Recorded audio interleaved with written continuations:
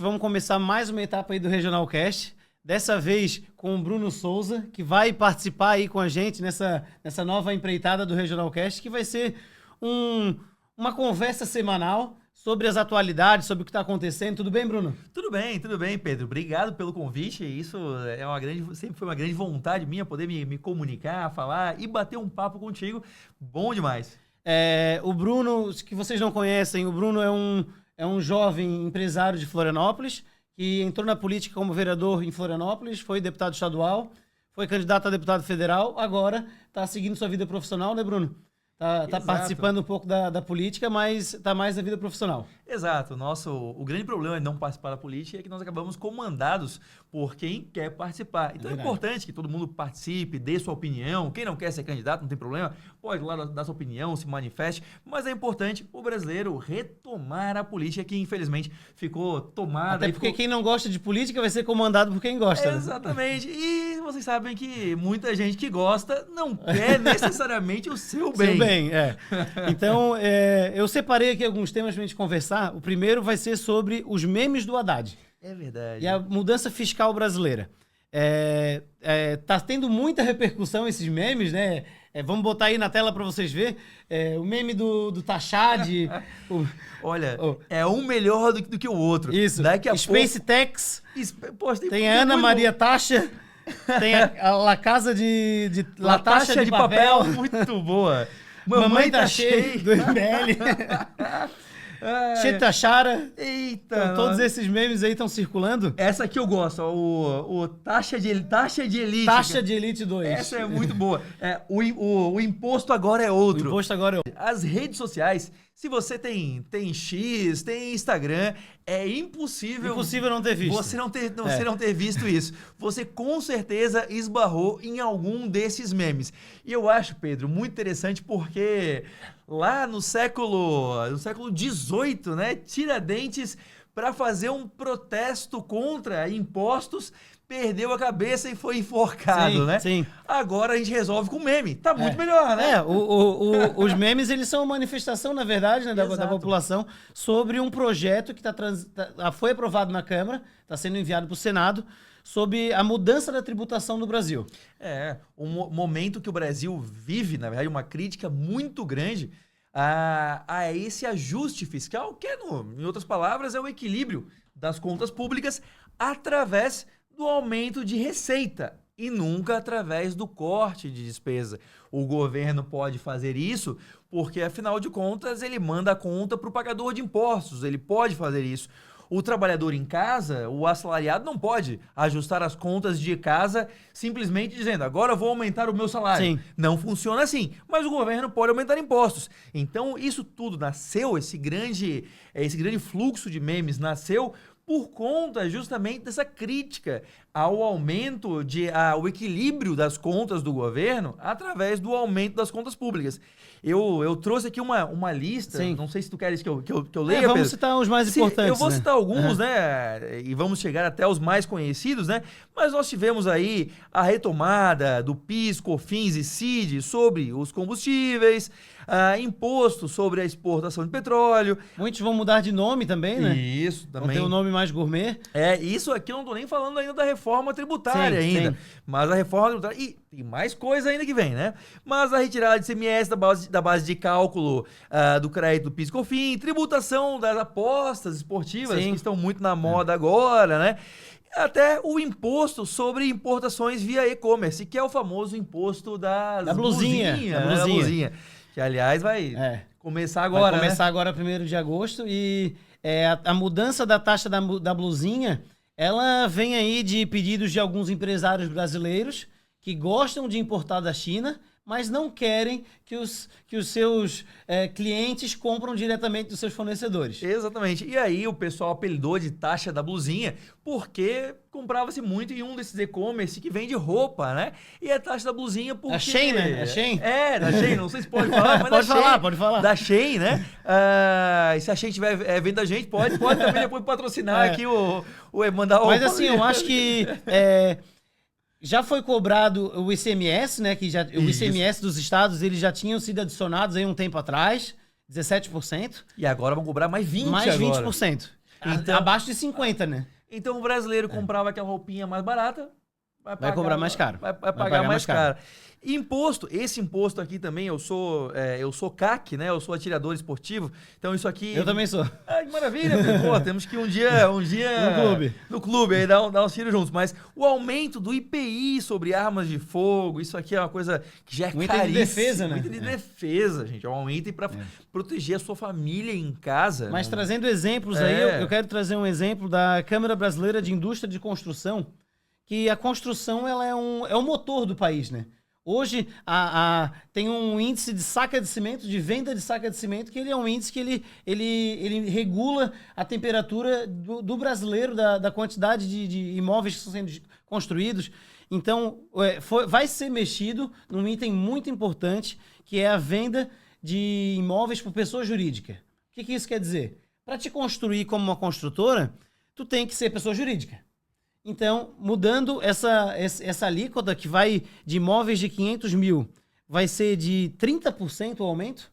Imóveis acima de 2 milhões vai ser 50% o aumento do tributo sobre o imóvel vendido. Então, esse tributo ele é diretamente encaminhado ao consumidor, né? Não, isso acho que tem que se deixar claro, né? Porque não existe aumento de impostos absolvido pela empresa. É isso que a gente tem que entender. Gente, assim, ó, empresa não paga imposto, empresa repassa impostos. Obviamente a empresa paga, né? Ela tem o boleto, ela tem tudo ali. Só que para ela funcionar, o cálculo tem que fechar. Então, se você aumenta em 30% o custo dela, não tem mágica. É repassado. Ou ela vai virar uma empresa pro bono, uma empresa que não vai tirar lucros, vai fazer caridade, ou ela vai ter que repassar esses impostos, que sempre acontece. É inevitável. E ainda está em discussão na reforma, na regulamentação da reforma tributária, a tributação de 21% para pessoa física. Sim, exato. Ou seja, se a pessoa comprou um imóvel mais caro por conta desse novo imposto e for vender, quem vai comprar vai ter que pagar mais 21%. Então, num Brasil onde muita gente sonha com a casa própria, esse tipo de coisa é muito perigoso. Sim, Não é só um desestímulo ao setor, mas também isso dificulta mais a realização do sonho da casa própria. Exato. Então, esse movimento aí do governo federal em aumento de impostos vai preocupando o brasileiro, né?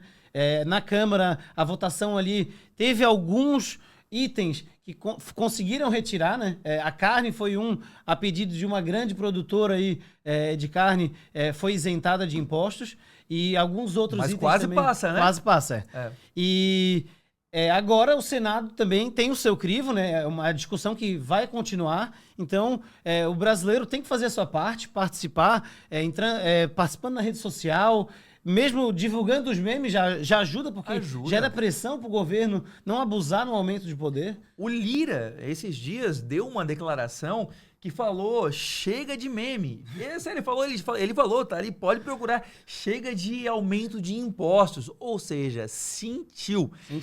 E Pedro, eu já fui deputado, já fui vereador, eu sei, o político, ele é incrível o que eu vou dizer, mas ele recebe pouca pressão na atuação dele. Eu nunca esqueço um vereador, uma vez que entrou, ele estava em votação um projeto polêmico, e aí a gente divulgou nas redes sociais e pediu o pessoal fazer pressão. E aí um dia ele entrou muito brabo lá no gabinete dizendo, olha, eu não aguento mais receber e-mails. Aí eu perguntei, mas quantos você já recebeu? Pensando que eram uns 1.000 e-mails. Uns 12 já. Falei, pô, 12 e-mails? Ou seja, a sua pressão faz diferença. Faz diferença. A sua mensagem, o seu e-mail faz diferença. Então a gente tem que entrar nessa discussão. Porque, olha, não se engane. Isso aqui vai doer no teu bolso no final. Então a gente tem que entrar na discussão, tem que debater, tem que participar. Agora vamos mudar um pouco de tema. O nosso podcast, gente, a gente vai começando, vamos pegando o jeito, né, Bruno? Isso. Vamos fazendo diferente, mas vamos trazer assuntos locais também. Sim. Vamos falar agora um pouco sobre o contorno viário. Vamos embora. Aliás, vão comentando aí também, né? Isso, vamos dando sugestões, que a gente vai incrementando. Compartilha também, dá o like aí, né? Compartilha. E diz também o que vocês gostam mais, que a gente vai falando aqui. A gente tá aqui também para comentar o que você tem interesse. Isso. Mas é verdade. Será que a novela do Vai acabar? contorno já acaba, Pedro. Infelizmente, ela vai durar mais uma semana. Exato. Estava marcado para o dia 3, né? E agora foi jogado para outra semana por conta da agenda do presidente Lula, que quer inaugurar. Ou seja, é um transtorno porque querem fazer um evento político. Mais transtornos. Mas dentro das minhas fontes de engenharia, parece que essa semana não foi só por conta da agenda. Ah, é? Porque tinha as coisas ali, estavam realmente atrasadas e estão correndo para finalizar. Uns ajustes finais ali. Mas E- convenhamos, né? Um projeto aí que vem desde o começo dos anos 2000. Sim. Era para ter sido entregue em 2012. 2012. Nós estamos só 12 anos, 12 anos atrasados. atrasados. Só 12 anos atrasados. Então, vai mudar uma questão do urbanismo em diversas cidades. Governador Celso Ramos, Biguaçu, Palhoça, São José e Santo Amaro também está ali no meio porque pega o trecho indo para Santo Amaro. O contorno cruza a 282, né? Cruza também algumas SCs ali para o norte, atrás ali do setor do Maruim, 281. Né? Isso. E há discussões aí, por exemplo, sobre o acesso de São José, que dá ali no Shopping Continente, onde chega no Shopping Continente tem uma curva 90 graus, que tem um semáforo que já está esgotado. Exatamente. Então, esse é um trecho que o governo do estado agora vai ter que dar um pouco de atenção, né? Porque o caminhão que está vindo pelo contorno e quer acessar a região de São José vai bater ali. Vai sofrer ali.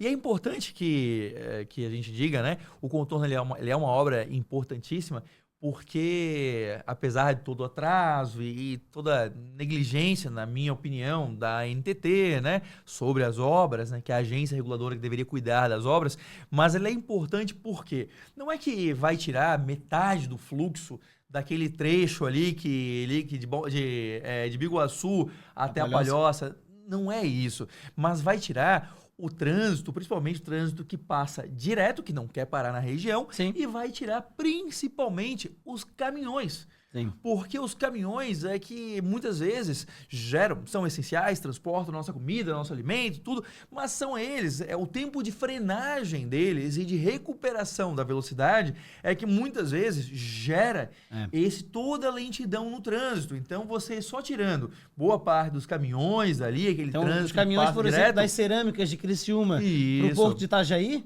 já não vão estar mais dentro de São José, dentro de Palhoça. Passam pelo contorno. Só isso já alivia bastante aquele trecho entre Biguaçu e Palhoça, que estima-se hoje que muitas vezes leva 1h30 para fazer aquele trecho, que hoje é um trecho urbano. É uma BR. É uma BR, mas se transformou em uma via necessária para todas as pessoas da Palhoça ir para o centro, ir para São José.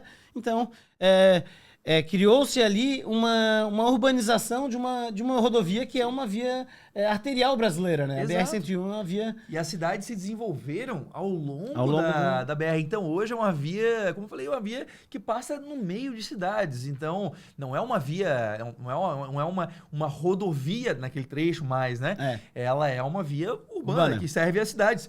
Quem quer ir entre os bairros passa por ela. Quem quer ir de uma cidade a outra, que hoje é tudo conurbado, né? Uma cidade junto com a outra, então passa por ela. Então é importantíssimo nós aliviarmos aquele trecho, porque hoje transitar ali tá muito difícil. Sim.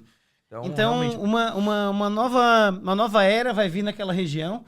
E o que eu fico pensando é sobre as ocupações em volta do contorno. Sim. O contorno, eu fiz uma visita faz 2 anos ali quando eles começaram os túneis. E eu conversei naquela época com o Esperidião Amin, que foi um dos senadores aí que mais fiscalizou essa execução de obra. Fez vários boletins de execução. E ele falou para mim, Pedro, o contorno vai ser um corredor logístico. Os galpões de logística de São José, de Palhoça, vão se mudar para o contorno, porque eles vão atender toda a região sul de uma maneira mais dinâmica. O caminhão que quiser sair de lá e ir para Porto Alegre vai ser mais rápido, porque ele não está dentro do município.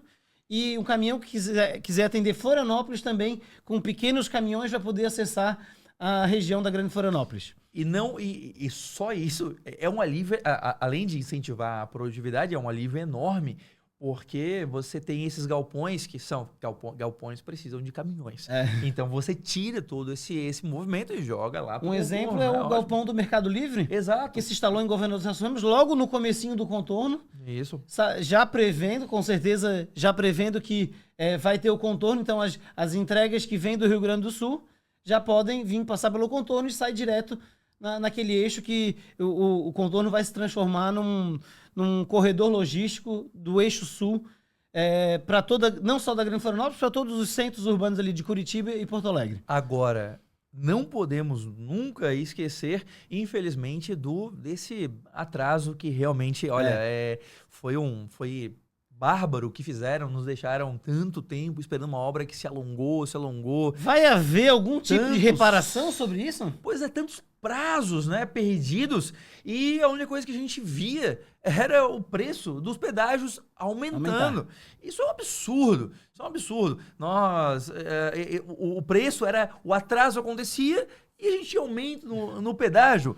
Isso aí tem que ser, olha, tem que fazer uma crítica muito bem feita. Muito tanto grande, né? à empresa, nós não podemos esquecer, mas também à NTT, Sim. que deveria fiscalizar e não sei o que aconteceu, que não, ao que parece, não fizeram o trabalho Então, deles. já está havendo aí um movimento para renovação desse contrato.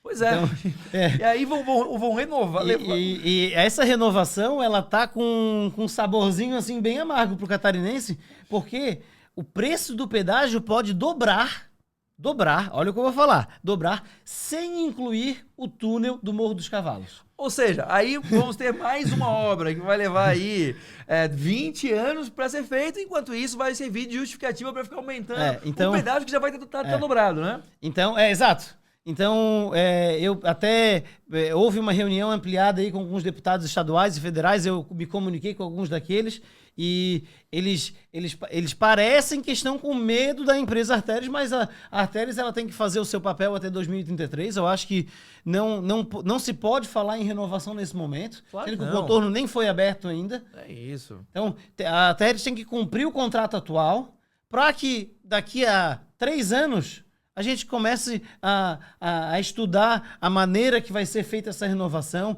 Eu acho que tem que ser uma coisa bem gradual, uma coisa bem tranquila, porque o que essa empresa gerou de atraso, não só por culpa dela, claro, que houve também problemas ali no município de Palhoça, que aprovaram um condomínio. Sim. E causou todo esse transtorno também. Mas tem que haver aí um cuidado nessa renovação, porque a população não pode ser onerada em mais R$4 em um pedágio ser duplicado e a gente ficar na mão, mais uma vez, de atrasos, de prazos, de novas obras. Mas, infelizmente, Pedro, a população é sempre o lado mais fraco nesses debates. Porque a população está trabalhando, está cuidando da sua vida, está ocupada com outras coisas. Enquanto isso, essas decisões... Está acontecendo. Estão acontecendo. Lá em Brasília, a NTT, com os gestores da empresa, conversam e fazem esses acordos.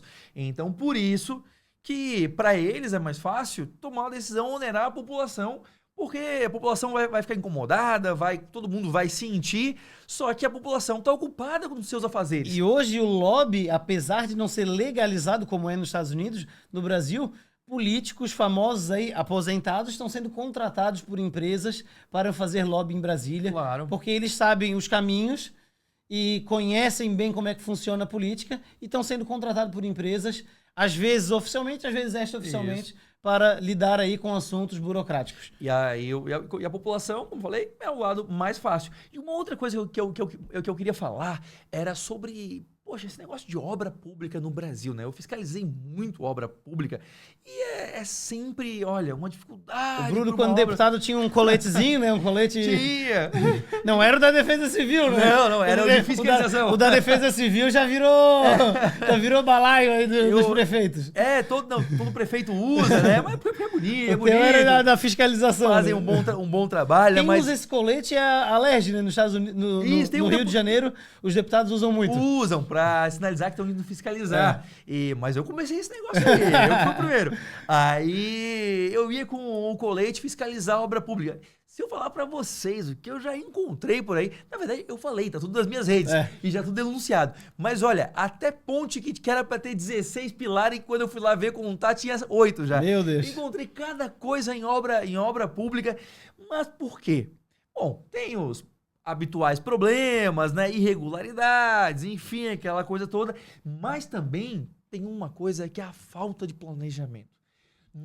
A gente vê aquelas obras na China lá, poxa, fizeram em 1 ano uma ponte e tal. Sim, mas passaram 5 anos planejando. Sim. Aqui no Brasil, nós passamos 5 semanas planejando e já faz tudo de um jeito torto, não pensou em desapropriação, não pensou em todas as variáveis, não calculou o terreno. Tinha uma ponte que não terminaram, porque no final dela tinha uma casa. Esqueceram de desapropriar a casa.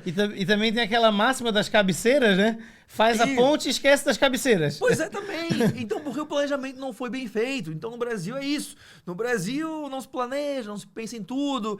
E aí se vai executar, não tem o dinheiro para executar, tem só o dinheiro para começar, aí a obra fica parada. Isso é desperdício de dinheiro público. Sim. Porque a obra, quando começada, ela tem um prazo para ser terminada, porque senão a estrutura dela começa a se tornar defasada também. Sim, claro. E é uma questão do contorno viário, uma questão muito importante, porque essas ocupações também estão na mão das prefeituras novamente. Exato. Dos planos diretores, de os vereadores entender que naquela região tem que ser uma ocupação mais focada aos caminhões, mais focada ao setor logístico. Não adianta a gente chegar no contorno e colocar um monte de casas lá, novamente, um monte de condomínios, e chegar daqui a 10 anos e falar, o contorno agora vai ter que ser feito o contorno do contorno. É lógico, tem que começar um outro contorno. Né? Então, os planos diretores desses municípios têm que prever essa ocupação mais industrial naquela região. Tem que ter responsabilidade agora, vereadores. Responsabilidade aí nos planos diretores aí, né? Sim. Isso aí. Vamos mudar de assunto agora, vamos falar de um assunto internacional, né? Isso. Que o nosso podcast ele vai percorrendo. Aqui é international. A gente fala sobre tudo aqui. Vai falar sobre tudo. Então, vamos falar sobre assuntos internacionais, que é os atentados a presidentes e candidatos a presidentes americanos. Pois é. Vamos passar o videozinho aí do atentado do Trump. Todo mundo deve ter ficado sabendo, né? O Trump... Que por pouco não gerou a imagem mais impactante da história. Exatamente. Com um tiro na cabeça de um presidente sendo transmitido ao vivo. Exato. Que loucura, né? Que loucura aquilo. Seria uma imagem chocante, né? E assim, ele tem uma imagem, eu mandei aí, Pedro, se der vamos colocar. Pra passar, porque além do atentado, teve uma questão de posicionamento dele Tá aí embaixo aí, ó, pra você ver. Isso, ele vira a cabeça e isso evita que o tiro que acabou pegando na orelha, né? Pegasse no meio do fronte. Cabeça, Então ia ser realmente uma loucura. Ia ser, poxa, imagina. Uma imagem muito impactante, impactante, né? Na verdade, gerou imagens impactantes, porque assim que que o atirador é neutralizado, com atraso, diga-se de passagem que há muita coisa a ser esclarecida aí, Houve né? muita polêmica ali sobre a questão do serviço secreto ter identificado o atirador antes e não ter abatido, faltou um contato com a polícia local, então foi um crime que chocou a democracia mundial, né? Exato. Porque apesar de ser um candidato, ele está sendo bem cotado e se ele fosse morto naquele momento... É o líder nas pesquisas? Imagina, olha o impacto disso, né? Você na maior potência do mundo, né? Exato. Para que vocês entendam, né? Nós estamos falando do cargo com maior influência mundial. É o cargo mais poderoso do planeta. Então, tem vídeos onde as pessoas, antes do atirador atirar, identificando e gritando, olha, tem alguém lá, tem alguém lá. E demoraram, né? Isso. E uma pessoa, o Trump não foi, ele não Ele foi atingido, mas na orelha não teve um ferimento fatal, mas um bombeiro voluntário acabou morrendo. E outras pessoas foram feridas. Foram feridas. Então nós temos que lembrar que foi uma E tragédia. assim que aconteceu, né? Todo mundo corre para as redes sociais e tal. E eu fui direto nas redes americanas ali ao vivo para pegar, porque a rede brasileira acaba copiando da americana aquela busca de informação. Sim. E nas redes americanas já se falava que não seria se aconteceu ou não, mas quando? Por conta de um histórico que a gente trouxe, quase 10 presidentes que já foram mortos, né? Mortos ou feridos, sofreram atentados, né? É quase, infelizmente, uma tradição americana, né? Então, um dos mais famosos, o Abraham Lincoln, foi assassinado. O Lincoln, ele foi assassinado em uma peça que ele não queria ir. Ele foi no Teatro Ford, ele foi para ver uma peça, e aí um ator famoso na época, que ele era ligado aos confederados. A guerra civil americana tinha acabado de acabar, o Lincoln venceu, os confederados perderam, e esse ator invadiu o camarim, o camarim presidencial, onde estava o presidente, e deu um tiro na nuca do Lincoln. Ele ficou agonizando por algumas horas, mas veio a óbito no dia seguinte. Esse caso talvez seja um dos mais famosos, junto do que outro, vamos falar aí. E também tinha o Roosevelt, também foi. O Roosevelt. Foi uma tentativa de assassinato em 1912. Rapaz, esse caso é curioso, sabia? Porque ele estava dando um discurso em cima de um palanque, e ele levou um tiro, só que ele estava com o estojo dele, do óculos dele, e o projétil. O discurso também, ele estava com estojo e com os discursos aqui no paletó. Uhum. E aí isso acabou fazendo com que o projétil ele perdesse a força, mas ficou alojado sim no peito dele. Mas ele quis terminar o discurso. Então ele terminou o discurso, e aí sim foi ver o que tinha acontecido, né? E também tem o do Kennedy, né? John F. Kennedy, que é muito também uma polêmica enorme. Talvez o mais famoso, né? Sim, o mais famoso. Atentados, né? Porque o carro conversível tem. Então assim, ó. As cenas são chocantes. São cenas chocantes, Porque foi televisionado. Ele tava com a esposa, a Jacqueline Kennedy, né? Tava junto. Ele levou o tiro e ela, numa cena muito, muito forte, ela sai buscando tentando colher assim os pedaços dele que tinham caído. Então, um negócio triste, muito triste, sim, televisionado, mas que gerou um monte de teoria da conspiração. Muita teoria. Porque até te comentava, né, Pedro, que eu tem um filme, recomendo aí pra quem quiser, que se chama, se não me falha a memória, JFK, né, JFK, que é A Pergunta que Não Quer Calar. Sim. É um filme de um diretor famoso chamado Oliver Stone, antigo, 91, mas não se deixe levar por isso não. Veja o filme. É clássico. É um clássico, ganhou um monte de Oscar, é muito bacana. Que conta a história de uma comissão que questionou essa teoria oficial. Porque a história oficial diz que o atirador, o né? Lee Harvey Oswald, que era o atirador, ele estava num prédio, e aí quando Kennedy passou numa limusine aberta, acenando, ele deu 3 tiros e matou o Kennedy. Só que aí foram tentar refazer... Isso em 63, né? Em 63. Perdão, 1963. Isso. 1963. E aí foram tentar refazer esse mesmo disparo e pegaram os maiores profissionais, os melhores atiradores da Marinha e do Exército americano, foram tentar fazer o tiro. E teve os 3 tiros foram dados em um intervalo de 7 segundos. Então eles foram tentar repetir esses mesmos tiros. Nenhum dos profissionais conseguiu fazer aquele tiro. Então era o MacGyver.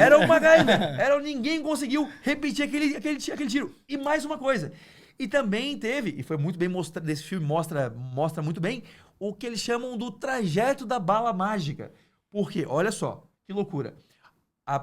O primeiro disparo entrou na nuca do Kennedy, saiu pela garganta, onde saiu, desceu, e ele entrou, só que ele saiu pela nuca descendo, mas acertou o governador do Texas, que foi no Texas isso, sim, né?